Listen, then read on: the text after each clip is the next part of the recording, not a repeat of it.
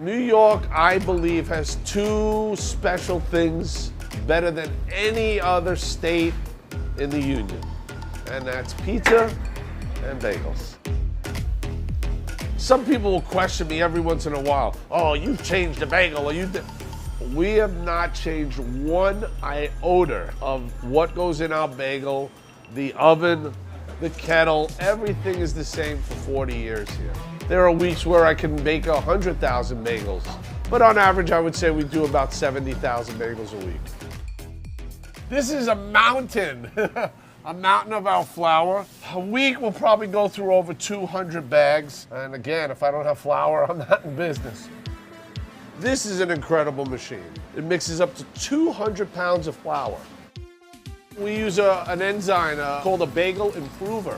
Help for your digestion, and it also softens the bread inside. We don't spare expense when it comes to quality. One of the main differences about our ingredients is we use liquid malt. Old school way, old school flavor, liquid malt. And we're just mixing water in there. And New York water, that's how they say it, New York water. If water was the main thing that happens to a bagel that makes it great, there's about 5 bagel stores that are around my store here. They would make as good a bagel as we make. It's what you do with the water. It's how much water you put in it. How much, when you proof, you let go in the air.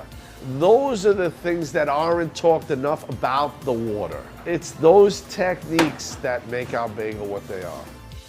Now we're gonna add the flour. Now those are 50-pound bag. In Henry's day, he used to have to carry a 100-pound bag.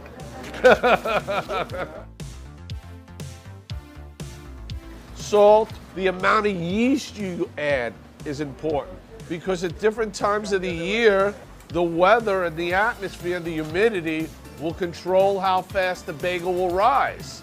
These guys have been doing this for 20, 25 years, and they know what they're doing.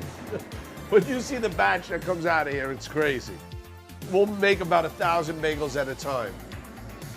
The process of the mixing will probably take 20 to 25 minutes.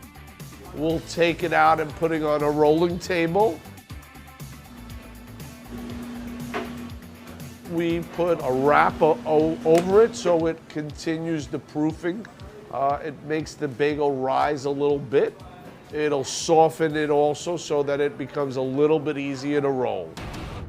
The roller will come back and start cutting his bagels and start forming them and rolling them into individual bagels. The biggest difference, I think, with all my rollers, how they lock their bagels. And a good lock is like you can't even find where it happened.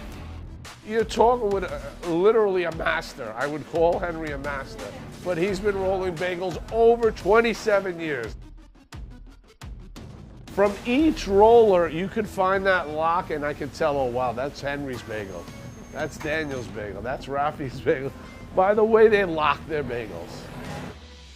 When it's machine made, there's a cylinder that just keeps pumping it and pumping it and pumping it, and that tightens that dough up. It's the rolling is really what keeps it soft. And rollers are a dying breed. It's not like there's a school for bagel rolling. And my rollers are so good at it, like take a bagel from here, take a bagel from there, put it on the scale, and boom. They'll be in within a .01 of what the bagel weight should be.